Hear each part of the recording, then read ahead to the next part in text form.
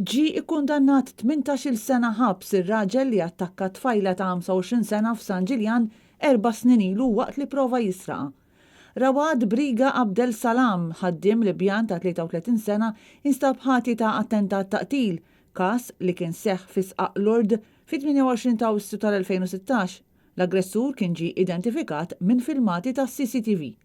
Il-Libjan kien ipprova jattakka lil mara wara li avviċina lilha u lil ħabiba tagħha, Pollakka ta' 33 sena, biex jipprova jisraq il-basktijiet tagħhom. Matul il-proċeduri ta' kompilazzjoni, l-akkużat kien iddikjara li ma ftakar xejn dwar l-azzjonijiet tiegħu peress li kien aġixxa taħt l-influenza ta' mediċini u kien raqat għal ġimgħa sħiħa. Apart il-kundanna ta' priġunerija, il-qorti fid-deċiżjoni tagħha kundannat lill-akkużat iħallas 7,282 euro bħala spejjeż tal-esperti. L-Ispettur Xavier Baldacchino mexxa l-kompilazzjoni tal-każ. L-avukat Mark Sant der bħala avukat tal-għajnuna legali għal-Libjan. Il-qorti kienet preżeduta mill-imħallef Giovanni Grixti.